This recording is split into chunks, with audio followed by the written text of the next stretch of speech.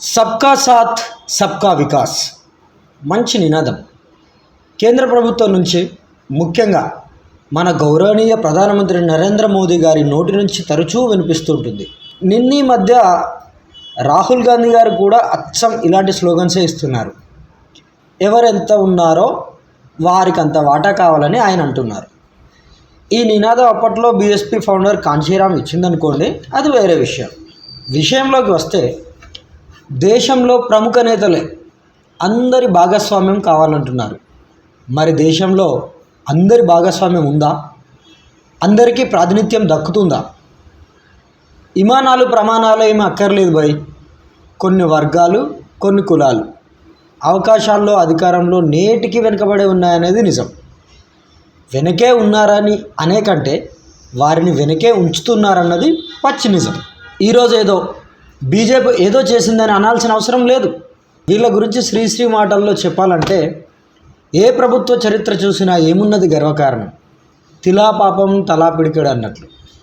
ఇక అసలు విషయంలోకి వెళ్తే, అవకాశం నుంచి, అధికారం నుంచి దూరం అవుతున్న వర్గాల్లో ముస్లిం సమాజం ఒకటి. రాజకీయంగా దాని ప్రభావం మరింత ఎక్కువగా ఉంది. ఎంతలా అంటే, కేంద్ర ప్రభుత్వంతో సహా 15 రాష్ట్రాల ప్రభుత్వాల్లో ఒక్క ముస్లిం మంత్రి కూడా లేరు. ఇంతటి పరిస్థితి తలెత్తడం ఇదే మొదటిసారి. మరింత దారుణమైన విషయం ఏంటంటే, ముస్లింల జనాభా 45 లక్షలకు పైగా ఉన్న అస్సాం, గుజరాత్, తెలంగాణ వంటి ప్రధాన రాష్ట్రాల్లో కూడా ఒక్క మంత్రి కూడా లేరు. దేశంలో ముస్లింల జనాభా 14% ఉంది. హిందువుల తర్వాత అత్యధిక జనాభా కలిగిన మతవర్గం ఇదే. ఇకపోతే ఇటీవలి 5 రాష్ట్రాల్లో జరిగిన ఎన్నికల అనంతరం ఏర్పడుతున్న ప్రభుత్వాల్లో కూడా ముస్లిం ప్రాతినిధ్యం కనిపించడం లేదు. ఈ 5 రాష్ట్రాల్లో కాంగ్రెస్ పార్టీ, ఒక్క తెలంగాణ మాత్రమే అధికారంలోకి వచ్చింది. కొద్ది రోజుల క్రితం ఇక్కడ కొత్త ప్రభుత్వం ఏర్పాటై మంత్రివర్గ విస్తరణ కూడా పూర్తయింది. అయితే అందులో ఒక్క మంత్రి కూడా ముస్లింలే. ఇక బీజేపీ పాలిత మధ్యప్రదేశ్ రాష్ట్రం, ఛత్తీస్గఢ్ రాష్ట్రాల గురించి ప్రత్యేకంగా చెప్పాల్సిన అవసరం లేదు. అక్కడ ముస్లింలు మంత్రులయ్యే అవకాశమే లేదు.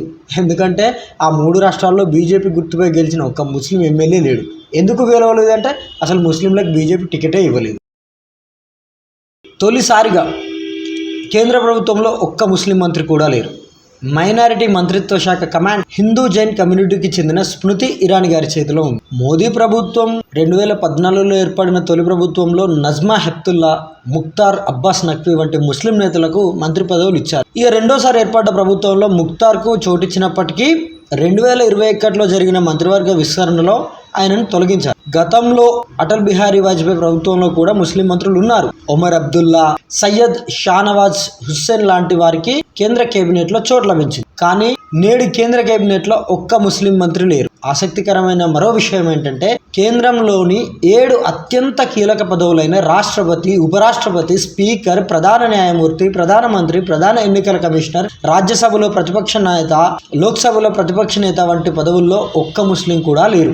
దేశంలో మొత్తం 29 రాష్ట్రాలు ఉండగా అందులో 15 రాష్ట్రాల్లో తొలిసారి ఒక్క ముస్లిం మంత్రి కూడా లేరు. గుజరాత్, అస్సాం, హర్యానా, ఉత్తరాఖండ్, హిమాచల్ ప్రదేశ్, తెలంగాణ, ఈశాన్యంలోని 6 రాష్ట్రాల్లో ఇదే పరిస్థితి కనిపిస్తోంది. ఈ రాష్ట్రాల్లో ఒక్క ముస్లిం ముఖ్యమంత్రి కూడా లేరు. అస్సాంలో 1 కోటి మందికి పైగా ముస్లింలు ఉండగా, తెలంగాణలో ముస్లింల జనాభా దాదాపు 45 లక్షలు. ఈ రాష్ట్రాల్లో కూడా మంత్రివర్గంలో ముస్లింలకు చోటు దక్కలేదు. ప్రస్తుతం దేశంలో 28 మంది గవర్నర్లు ఉన్నారు. అందులో కేవలం 2 మాత్రమే ముస్లింలు. అందులో ఒకరు ఆంధ్రప్రదేశ్ గవర్నర్ అబ్దుల్ నజీర్, కేరళ గవర్నర్ ఆరిఫ్ ఖాన్. ప్రస్తుతం సుప్రీంకోర్టులో మొత్తం 34 మంది న్యాయమూర్తులు ఉండగా, అందులో ఒక న్యాయమూర్తి మాత్రమే ముస్లిం వర్గానికి చెందినవారు. ఇక ముఖ్యమంత్రి గురించి చెప్పాలంటే, ప్రస్తుతం దేశంలోని ఏ రాష్ట్రంలోనూ ఒక్క ముస్లిం ముఖ్యమంత్రి లేరు.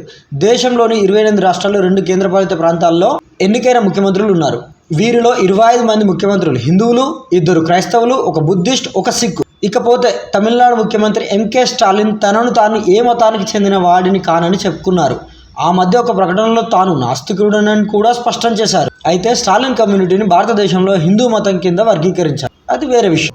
ముస్లిం ముఖ్యమంత్రులు అంటే మనకు కామన్గా గుర్తొచ్చేది జమ్మూ కాశ్మీర్. అక్కడ దాదాపు ముస్లిం ముఖ్యమంత్రులే. కానీ 2019లో ఆర్టికల్ 370 రద్దు నాటి నుంచి అక్కడ ఎన్నికలు జరగలేదు, ప్రభుత్వం ఏర్పాటు కాలేదు. సెప్టెంబర్ 2024లోగా ఎన్నికలు నిర్వహించాలని సుప్రీంకోర్టు ఆదేశాలు జారీ చేసింది. అయినప్పటికీ అక్కడ ముస్లిం ముఖ్యమంత్రి అవకాశం కనిపించడం లేదు. కొత్తగా డీలిమిటేషన్ చేసిన విధానం వల్ల ముస్లిం ముఖ్యమంత్రి అయ్యే అవకాశాలు చాలా వరకు తగ్గాయని నిపుణులు చెబుతున్నారు.